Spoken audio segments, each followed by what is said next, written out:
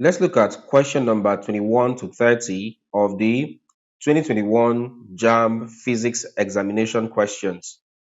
Question 21 says, which of the following is not a luminous object? A. The sun. B. The moon. C. Light candle.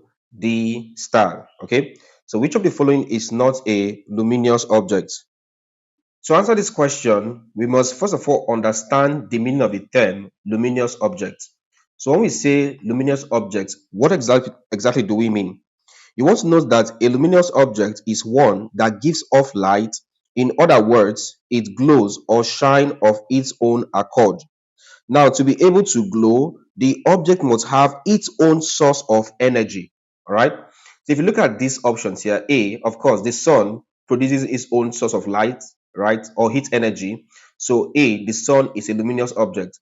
When we talk about candlelight, now, if I light up a candle and I place it in a dark room, you'd agree that this candle here can light up the entire dark room on its own. That means even when I take off the light source or the heat source, you see that the candle will be able to stay on its own and light up the room. So it's a luminous object. The same thing with the stars. All right. Stars also produce their own light, but not the moon. Right. The moon is not part of it. The moon does not give off its own light source, but only reflects the light source from the sun. So hence, A, the moon is not a luminous object. That's it. Next up, 22. A simple pendulum of mass 50 gram oscillates with amplitude 4 centimeter, period 2 seconds. Determine the angular velocity. Assume pi to be equal to 3.14. All right.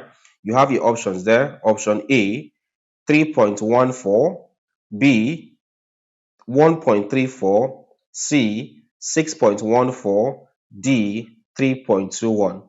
So how do we solve this question? For 22, let's list out the parameters. 22, the first you're given there is the mass M.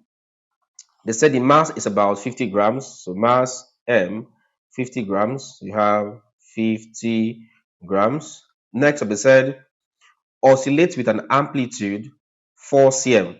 So you have the amplitude there. A as equal to 4 cm. Next up, they said the period is 2 seconds. So time T is equal to 2 seconds. In this question, you're asked to find the angular velocity. So angular velocity, as we know it, is omega, and that's equal to unknown. For this question here, you want to note that the relationship between angular velocity, omega, and the time there, or period, is equal to 2 pi all over t. You have this. In essence, we can find the angular velocity from the period by using the formula 2 pi over t. If I put in values, this becomes 2. You're asked to take pi as 3.14, this all over t. T is 2 seconds. From here, we can see that 2 can cancel 2, and you have your answer as 3.14. Your unit for angular velocity is rad per second. So you have 3.14 rad per second. So let's see which option has 3.14 rad per second. That's A, although the unit was not given, but your answer is A. 23 says, in a closed organ pipe producing a musical note, an antinode will always be produced at A, the closed end, B, the open end, C, the middle, D, all the parts of the pipe. So what's the correct answer to this question? Now, to answer this question here, you need to note that in a closed organ pipe, an antinode, right, would always be produced at the open end. And this is because air can move freely there, resulting in maximum displacement. So the correct answer to this question is D, open end, B. That's your correct answer. All right, question number 24. 24 says, estimate the fall in the height of mercury column where the barometer is taken vertically upwards through a height of 1 kilometer. All right, you're given the density of mercury as equal to 1,300 kilogram per meter cube, and the density of air to be 1.3 kilogram per meter cube. Option A, 0.1 meters. option B 0.5 meters, option C 0.3 meters, option D 1 meter. So how do you solve question number 24? To solve question number 24, let's pick up parameters. Right, for 24, what and what are we given there? Let's see what we're given here. They said estimate the fall in the height of mercury. So you have height of mercury here, column, where the barometer is taking vertically upwards through a height of 1 kilometer. So the height of mercury there is. Now to solve this question, we need a particular formula for 24. Now to solve this particular question, we need a formula for 24. For 24, when we talk about change in height and pressure, now this is under the topic pressure, all right? And for pressure, we know that pressure P is equal to force all over area basically. But pressure can still be expressed as the product of density times gravity times height, all right? I've already explained this one in our previous video. So check our playlist, our video on pressure under the JAMB playlist. You see how we derive pressure as rho GH. But for this question, if you look at what is mentioned here, they mentioned, let's look at this again. They mentioned mercury. They also mentioned air. Look at this. So you can see mercury and air. Now, to balance this up or to solve this question, we'll take that the change in pressure of mercury, the symbol for mercury is Hg. All right. So have that the change in pressure of mercury is equal to the change in pressure for air. So you have this. Now, owing to the fact that pressure is rho GH, we have that the change, this becomes pressure here is rho GH. We know that when it comes to rho GH here, density is always a constant, it does not change. Gravity is also a constant, it does not change, but height can change. So in essence, what we're having here is the density of Hg mercury multiplied by G gravity and then change in H of mercury. So you should know why I'm taking change in H and not change in Hg. Change in Hg here, this one here, change in the density of Hg simply means change in the density of mercury.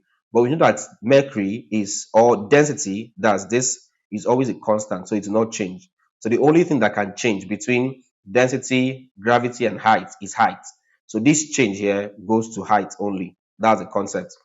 This will be equal to density of, for here we're using air, so density of air times gravity times change in height of air. So put this as this of air. All right, so we have this. Now looking at this, we can see that we have G and G on both sides, so they cancel out. So for this question here, we are simply asked to find the change, estimate the fall in the height of mercury.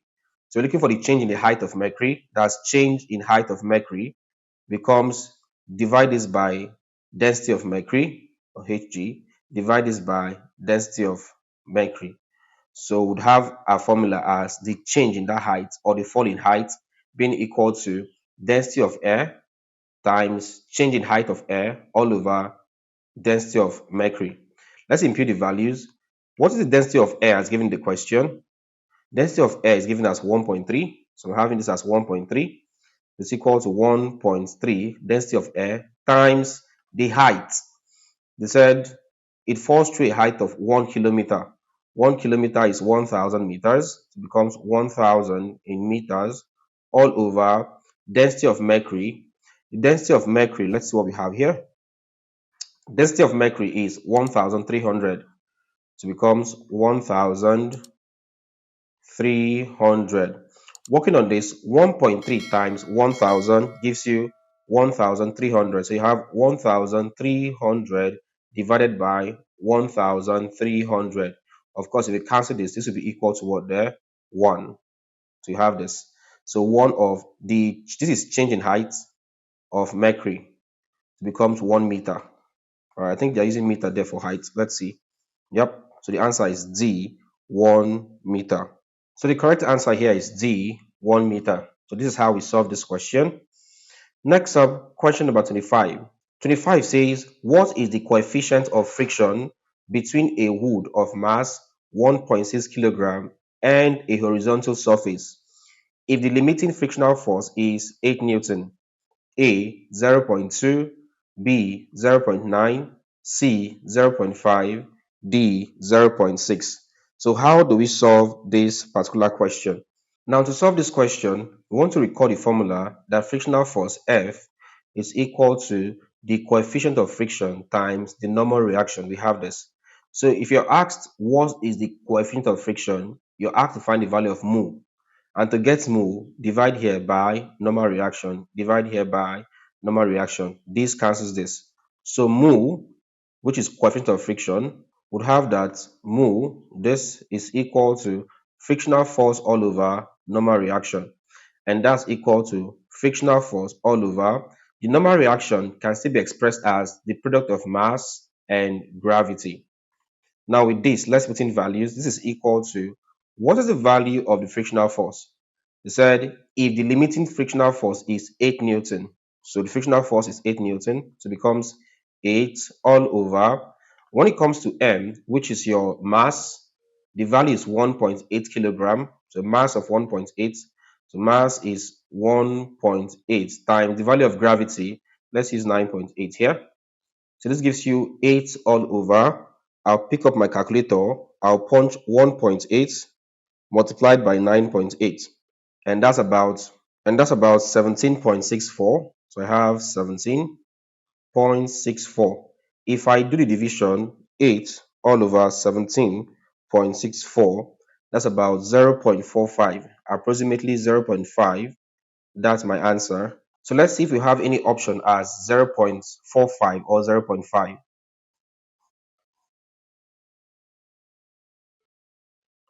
Okay, so looking at the option, we can say that the correct answer here is C, 0.5. And of course, this has no units, okay? You want to take note that the coefficient of friction has no SI units, so it's just 0.5. Let's look at the next question number 26. All right, next up, question number 26. 26 says, what is the relationship between mechanical advantage MA, velocity ratio VR, and efficiency E with percentage? Now, for this question here, 26, you want to note that the relationship there is that efficiency E is equal to the ratio of MA, mechanical advantage, to VR, velocity ratio, expressed as a percentage. So all over 100%. So the answer there is E. It's equal to MA all over VR times 100%. So do we have any option like that here? Let's see this.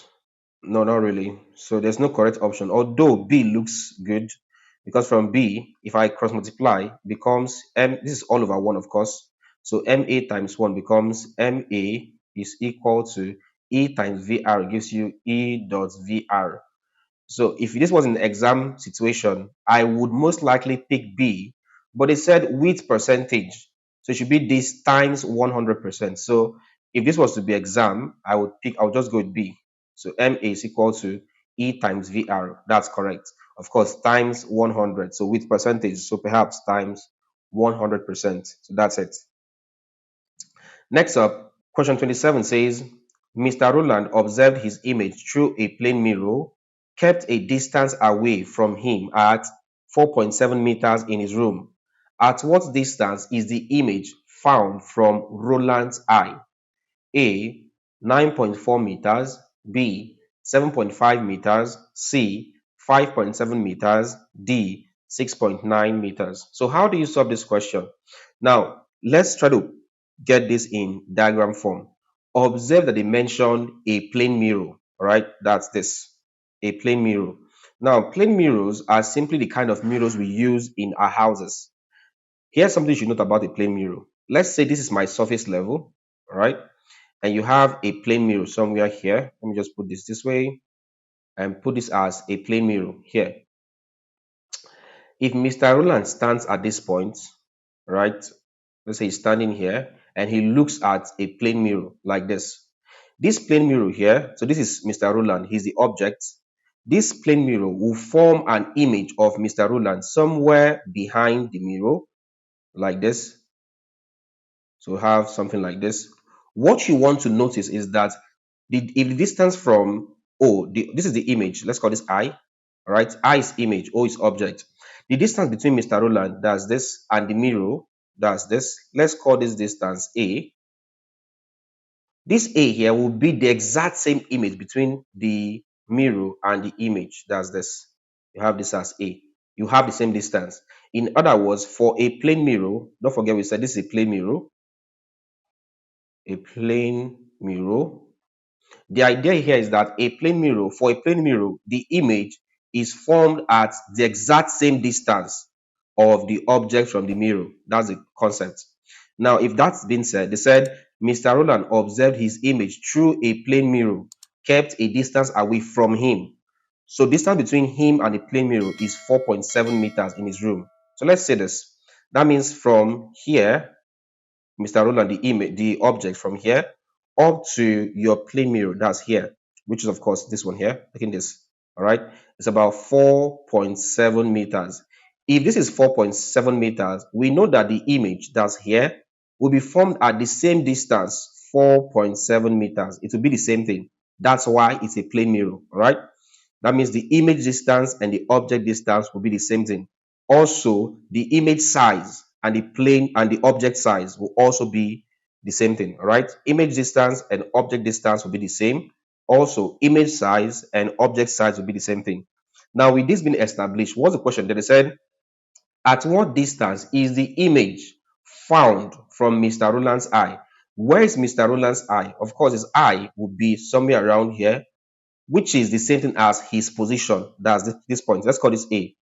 They're asking you what is the distance of the image. The image is at this point here. So from A to B, what is the total image? It simply becomes this image here, 4.7, plus this one here, 4.7. So it becomes 4.7 plus 4.7. So 4.7 plus 4.7, and that's equal to 9.4 meters. All right. So let's see which option matches that. That's option A, 9.4 meters. So this is the correct answer. All right. Question number 28. 28 says the reason why water is never used in thermometer is because A, it freezes at 0 degrees Celsius and boils at 100 degrees Celsius. That is, it has a small range. B, it expands uniformly when used. C, it does not expand uniformly. D, none of the above. All right.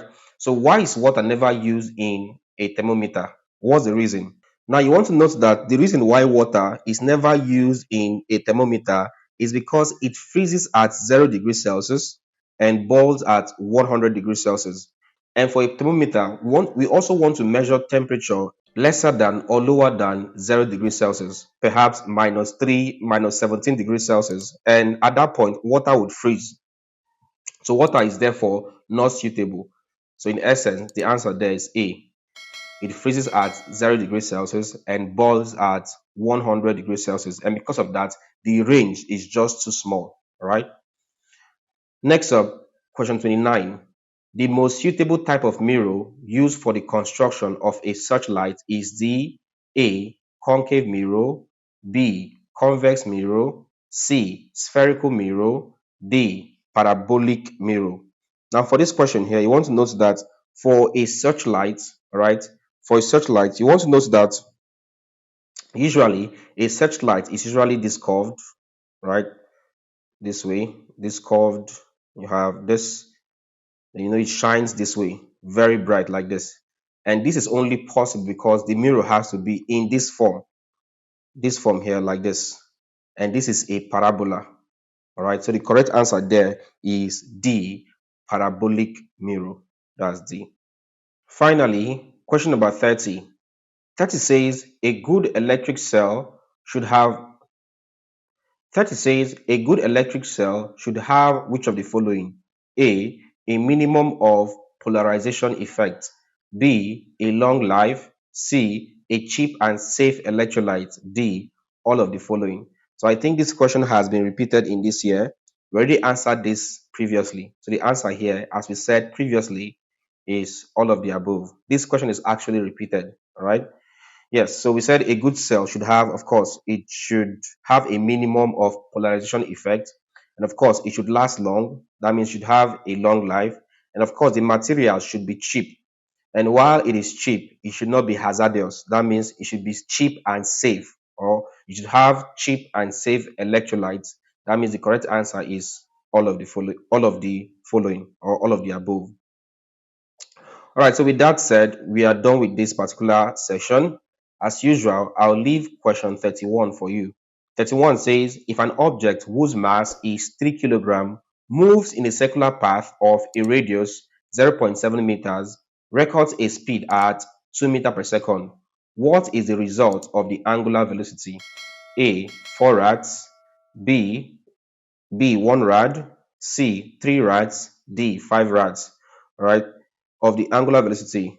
Angular velocity should actually be in rad per second, not rad. Okay, but anyways, solve this question. What is the answer? Leave it in the comment section and I will tell you if you're correct or not. All right.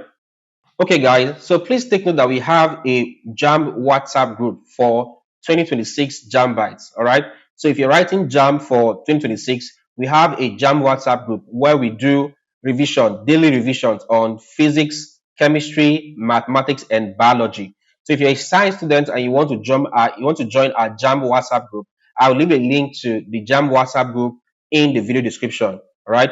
You can also join our JAMB channel membership to get access to exclusive content for JAMB Bites, or you can get the full JAMB course on our website. Simply visit www.journalimmanu.com/courses and you see the JAMB/WAEC classes. All right. Okay, guys. So if you enjoyed this video, don't forget to hit the like button. All right. Like this video. Also leave a comment. Right, for the comment, I gave you a task, question number 11. Solve it, leave your answer in the comment section, and I will tell you if you're correct or not. Don't forget to also subscribe. If it's your first time here or you're yet to subscribe, please do what to subscribe, hit the bell icon, and select all so that you get notified whenever we upload a new content. Then finally, ensure to share this video to your friends and their colleagues so that they can also learn. Thank you and see you in our next class.